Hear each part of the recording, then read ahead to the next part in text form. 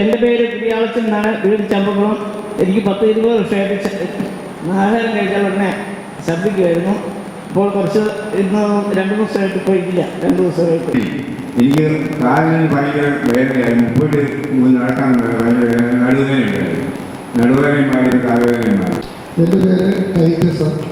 ഞാൻ പത്തനംതിട്ട വയലത്തിലെ ഇടവയിൽ വരുന്നു. ഞാൻ ഒരു ഡബിൾ സെഞ്ചുറി അടിച്ചവരാണ്. ഞാൻ കഴിഞ്ഞ മാസത്തെ ധ്യാനത്തിലേക്ക് ഞാൻ എൻ്റെ കാര്യങ്ങളൊക്കെ നടത്തും. ഇവിടെ വന്ന് ധ്യാനം കൂടി അന്ന് ഇരിക്കുന്നവരെ സൗഖ്യം കിട്ടി. പിന്നെ സിസ്റ്ററുടെ കൗൺസിൽ കൂടി സിസ്റ്റർ പറഞ്ഞു, താമസിക്കാതെ നിങ്ങൾ ഇവിടെ വരുമെന്ന് പറഞ്ഞു. അപ്പോൾ ഇത്ര വേഗം വരുമെന്ന് ഞാൻ ഉദ്ദേശിച്ചില്ല. വീട്ടിൽ ചെന്ന് ഞങ്ങളുടെ ഈ അനുഭവം എൻ്റെ ഒരു മകനെ ബാംഗ്ലൂരുണ്ട്. ഇവിടെ കണ്ടതും ഞാൻ അനുഭവപ്പെട്ടതുമായ അനുഭവങ്ങളെ പറ്റി അവിടെ വിരിച്ചു വന്നപ്പോൾ അവന് ഉടനെ തന്നെ പറഞ്ഞു. അങ്ങനെയാണ് ഈ രണ്ടാമത് ഈ 1 മാസം ആകുമ്പോൾ തന്നെ എനിക്ക് ഇതിനോട് ഈ ധ്യാനം കൂടാൻ സാധിച്ചത്. അപ്പോൾ എനിക്ക് 19 വർഷമായിട്ട് എൻ്റെ 2 കാൽമുട്ടിനും എനിക്ക് വേദനയായി. കാലം നടക്കിരിക്കാനാണ് വലിയ ബുദ്ധിമുട്ടായിരുന്നു. അതുപോലെ നടുവിൽ തേയ്മാനമുണ്ട്. നടുവിന് ഇതുപോലെ ഭയങ്കര വേദന. കഴുത്തിന് തിരിക്കാനും എനിക്ക് തല കറക്കം മുഴുവൻ കഴുത്തിന് വേദനയായിരുന്നു. പിന്നെ കാൽമുട്ടിൻ്റെ വേദനയും മാറി, എനിക്ക് മുട്ടയിൽ നിൽക്കാനും സാധിക്കുന്നുണ്ട്. പിന്നെ നടുവിൻ്റെ വേദനയും മാറി, കഴുത്തിൻ്റെ വേദനയും മാറി. അതുപോലെ ഞാൻ കഴിഞ്ഞ ധ്യാനത്തിന് ഇവിടെ വന്ന് കഴിഞ്ഞിട്ട് എൻ്റെ ഇടവപ്പള്ളിയിലൊക്കെ ആ വെള്ളിയാഴ്ച കഴിഞ്ഞിട്ട് ശനിയാഴ്ച അതിരാവിലെ തന്നെ എഴുന്നേറ്റ് പള്ളിയിലൊക്കെ അന്നും ബസ്സൊന്നും ഇല്ലായിരുന്നു. നടന്നു തന്നെ 3 കിലോമീറ്റർ ഉണ്ട്. അത്രയും കിലോമീറ്റർ നടന്ന് രാവിലെ പള്ളിയിലെത്തി. അങ്ങനെ തിരിച്ച് തന്നെ നടന്ന് തന്നെ വീട്ടിലും പോകും. നടക്കുന്നതിനും എനിക്ക് നല്ല ഇതായിരുന്നു, ഒരു കുഴപ്പമില്ലായിരുന്നു. അതുപോലെ തന്നെ എൻ്റെ ഈ കിട്ടിയ അനുഭവം മറ്റുള്ളവർക്കൂടെ പങ്കുവെച്ച് കൂടുതലായിട്ട് ആൾക്കാരെ ഈ ധ്യാനത്തിലേക്ക് വരുത്താനായിട്ട് ഞാൻ ആഗ്രഹിക്കുന്നു. പ്രിയമുള്ളവരെ, എൻ്റെ പേര് ജോൺ ജോസഫ് എന്നാണ്. ഞാൻ പത്തനംതിട്ടയിലെ ഒരു ബ്രദറാണ്. വീട് കന്യാകുമാരി ഡിസ്ട്രിക്റ്റിലാണ്, തമിഴ്. 2010 ഡിസംബർ 25 ക്രിസ്മസ് പാതിരാ കുർബാന കഴിഞ്ഞ് ലൈറ്റ് കാണാൻ വേണ്ടി പോയപ്പോൾ വലിയൊരു ആക്സിഡൻറ്റ് പറ്റി എൻ്റെ ഈ വലത് കാലിവിടെ ചൊടിഞ്ഞു പോയായിരുന്നു. അതിൻ്റെ ട്രീറ്റ്മെൻറ്റ് കഴിഞ്ഞാൻ വേണ്ടി ഞാൻ സെമിനാറിലേക്ക് പഠിക്കാൻ പോയി. ഈ കഴിഞ്ഞ 2012 സെപ്റ്റംബർ 1-ാം തീയതി വീണ്ടും ഒരു ആക്സിഡൻറ്റ് പറ്റി. ട്രിവാൻഡ്രം എയർപോർട്ട് റോഡ് വെച്ച് കോളീസ് എന്നൊരു വാഹനം കൊണ്ടുവച്ച് ഇലക്ട്രിക് പോസ്റ്റ് ഇടിച്ചതാണ്.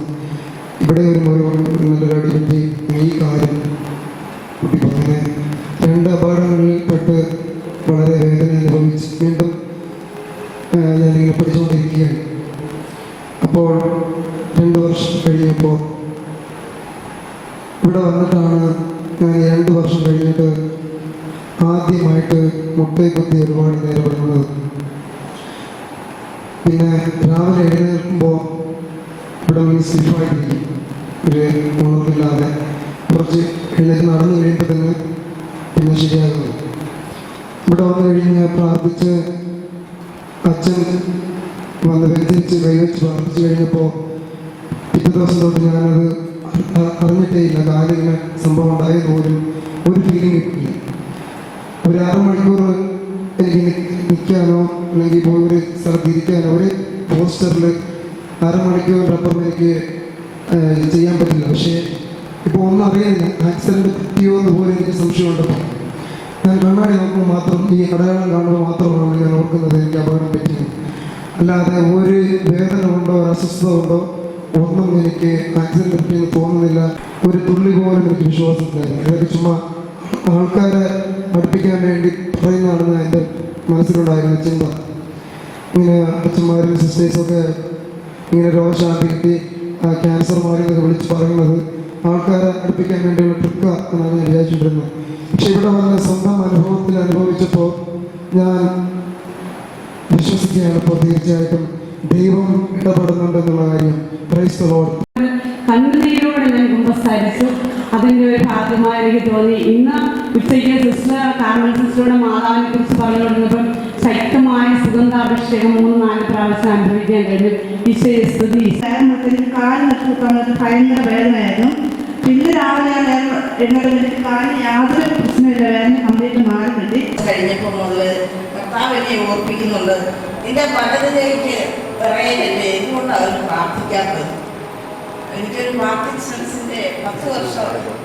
പിന്നെ അതിന് ഡോക്ടർമാരെ ആക്ടാസിൽ പറഞ്ഞൊരു ഡോക്ടറിനോട് പറഞ്ഞു, ഇത് പോകാൻ വിഷമമാണ് സിസ്റ്റർ എന്ന് പറഞ്ഞു. പിന്നെ ഞാൻ തൃശ്ശൂർ ജൂബിലി മെമ്മോറിയൽ ഹോസ്പിറ്റലിൽ ഒരു കസിൻ ഡോക്ടറുണ്ട്. പുള്ളിക്ക് ഫോൺ വിളിച്ച് പറഞ്ഞപ്പം 1.5 മാസത്തേക്ക് ഗുളിക തന്നു. അതും കഴിച്ചു. അതും കുറച്ച് നാൾ കഴിഞ്ഞപ്പം വീണ്ടും അത് തന്നെ അനുഭവം. അപ്പം ഞാനത് അവഗണിച്ച് ഇട്ടിരിക്കുകയായിരുന്നു. അവസാനം പിന്നെ ധ്യാനത്തിൻ്റെ 2ാം ദിവസമായപ്പോഴത്തേക്ക് ഈശോ ഓർപ്പിക്കുകയാണ്, ഇത് നിനക്ക് മാറണ്ടേ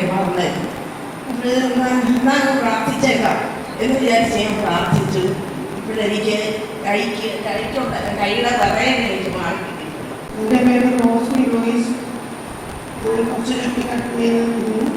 എനിക്ക് ഈ ഉദ്യോഗത്തിൽ CA ഓർഡറിയുണ്ടായിരുന്നു. ഇന്ന് അവരുടെ സിസ്റ്ററിൻ്റെ പ്രാർത്ഥനാ സഭ ആവശ്യപ്പെട്ടിരുന്നു.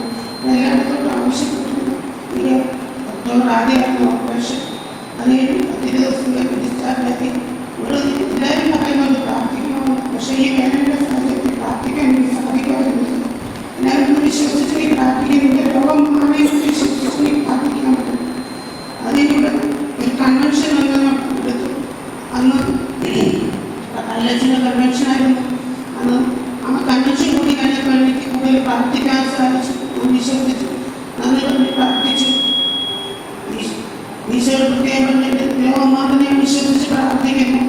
അങ്ങനെ വിശ്വസിച്ച് പ്രാർത്ഥിച്ചു.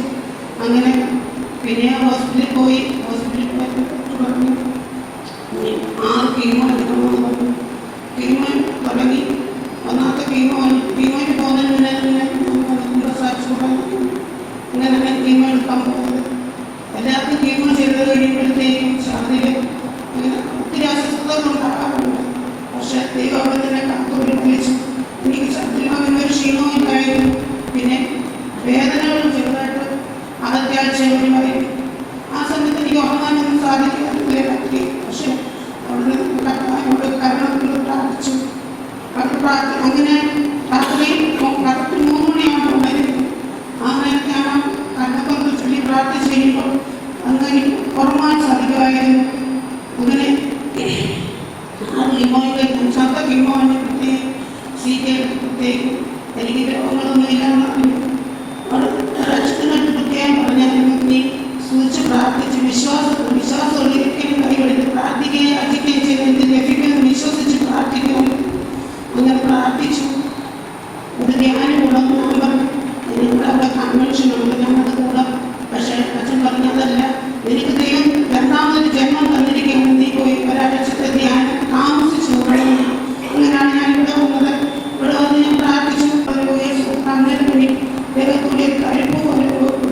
പക്ഷെ എനിക്കിവിടെ ഒന്നും സാക്ഷ്യപ്പെടുത്താനായിട്ടുള്ള ധൈര്യം എനിക്കില്ല. ഒരു സ്ഥലം എനിക്ക് നൽകി. എനിക്ക് ഭാഷാപരവും കിട്ടി. അങ്ങനെ ദൈവം കൂടുതൽ അനുഗ്രഹിച്ചിരിക്കുക. നീ തുടർന്ന് നിങ്ങളുടെ പ്രാർത്ഥന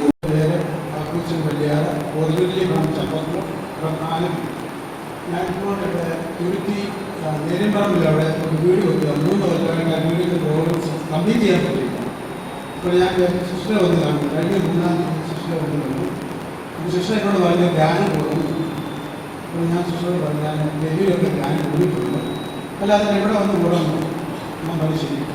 അപ്പോൾ ഞാൻ എൻ്റെ വൈഫ് ഗ്രേസിനോട് പറഞ്ഞു, സിസ്റ്റർ റോഡ് ഗ്രേസിൻ്റെ സിസ്റ്ററാണ്, ധ്യാനം കത്താനാണ്. ഇവിടെ വന്ന് പേര് രക്ഷിക്കുന്നു. സിസ്റ്ററെ ഞങ്ങളുടെ പേരെ വിളിച്ചു. അവിടെ ചെന്ന് സിസ്റ്റർ പറഞ്ഞത്. അപ്പോൾ ഞാൻ പറഞ്ഞു 3 കൊല്ലമായി വീട് കംപ്ലീറ്റ് ആയിട്ടുണ്ട്. കൃഷി ചോദിച്ചാൽ അവിടുത്തെ കോൺട്രാക്ടർ നാക്കി. അത് കഴിഞ്ഞിട്ട് ഞാനൊരു കാര്യം പറഞ്ഞില്ല. ഇവിടെ ബ്രദർ നിന്നെ ശരിപ്പെടുന്നു. അത് കഴിഞ്ഞ് എൻ്റെ വൈഫിനോട് ചോദിച്ചു. വൈഫ് പറഞ്ഞു metro station, Delhi metro station, പുള്ളിക്കാരൻ്റെ സെൻട്രൽ ഗവൺമെൻറ് ഉദ്യോഗസ്ഥയാണ്. വലിയ യൂണിവേഴ്സിറ്റി ഓഫീസറാണ്. ഇതിൻ്റെ ഓഫീസിൽ പോകുന്ന വഴിക്ക് വലിയ മെട്രോ സ്റ്റേഷനിൽ വീണ് കാല് ശരിയായിട്ട് ഇഞ്ചറി കിട്ടും. ചെത്തിനോട് ഹോസ്പിറ്റൽ അഡ്മിറ്റായി സിമെൻസിൻ്റെ വലിയ അഡ്മിറ്റായി. അവിടെ ശരിയായിട്ട് സിസ്റ്റർ വന്ന് വന്നു. അപ്പോൾ സിസ്റ്റർ അതിനനുസരിച്ച് പ്രാർത്ഥിച്ച് പുള്ളിക്കാരി സാക്ഷി പറയുകയും ചെയ്തു. അതുകൂടാതെ എനിക്ക് എൻ്റെ സഹോദരി സഹോദരന്മാർ വ്യത്യസ്തമുള്ളത് സിസ്റ്ററുടെ ഇവിടെ ഒരു ധ്യാനകേന്ദ്രമുണ്ട്. അവിടെ കുറച്ച് പൈസ വേണമെന്ന് പറഞ്ഞു. ഞാൻ പറഞ്ഞു എൻ്റെ കഴിവ് ഞാൻ തരാം. അതുകൂടാതെ നമ്മുടെ സഹോദരി സഹോദരന്മാർ നമ്മുടെ കഴിവനുസരിച്ച് കൊണ്ട് ഈ ധ്യാനകേന്ദ്രം കംപ്ലീറ്റ് ആയിട്ടുണ്ട്. കൂടാതെ എൻ്റെ ഫ്രണ്ട്സ് പലരുണ്ട്. അവർ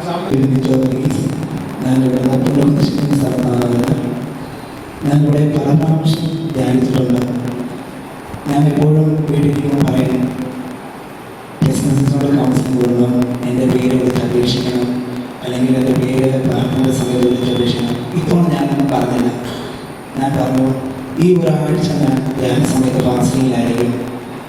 പക്ഷേ ഇവിടെ വന്ന് ആദ്യത്തെ ഇതിലിരുന്നു ഫസ്റ്റ് കൗൺസിലിംഗ് എന്നെ ആദ്യമേ കൊണ്ടുപോയി ബിസിനസ്സിൻ്റെ അടുത്തായിരുന്നു. അതുപോലെ ഞാൻ എക്സാമിലൂടെ കാണിച്ചു, അമ്മേ എൻ്റെ പേര് വിളിച്ച് എന്നെ സ്പർശിക്കണം എന്ന് സിസ്റ്റർ പറയണമേ. ആ സമയത്ത് തന്നെ എൻ്റെ പേര് വിളിച്ച് ഈ സിസ്റ്റർ പറയുണ്ടായി. സത്യം പറഞ്ഞാൽ ഈ ഒരാഴ്ച കാലം ഫാസ്റ്റിംഗ് ചെയ്തിട്ട് പോലും എനിക്കൊരു ക്ഷീണമോ ഒരു തളർച്ച എനിക്കുണ്ടായിട്ടില്ല. സത്യം പറഞ്ഞാൽ കൂടുതലൊരു എനർജി, എന്തോ ഒരു പവർ എനിക്കുള്ളതോ എപ്പോഴും തോന്നുന്നത്. പലരും ചോദിച്ചു ഫാസ്റ്റിംഗ് ആണ്, നമ്മുടെ ഫാസ്റ്റിംഗ് ആണ്. പക്ഷെ എനിക്ക് ഒരു തളർച്ച, സാധാരണ എനിക്ക് വീട്ടിൽ നിന്ന് ഇരിക്കാനേ പറ്റത്തില്ല. കഴിച്ചു കഴിഞ്ഞാൽ വീണ്ടും അടുക്കളയിൽ പോയി എന്തെങ്കിലുമൊക്കെ വീണ്ടും ഞാൻ കഴിക്കുമായിരുന്നു. സത്യം പറഞ്ഞാൽ കാറിൽ വന്നു കഴിഞ്ഞാൽ എനിക്കറിയത്തില്ല, ഈ വീട്ടിൻ്റെ അകത്തേക്ക് കയറി കഴിഞ്ഞാൽ എനിക്ക് വിശപ്പെന്ന് പറഞ്ഞൊരു വസ്തു എന്നെ അലട്ടാറില്ല. എനിക്കെന്ന് എല്ലാ അനുഗ്രഹത്തിന് നന്ദി പറയുന്നു.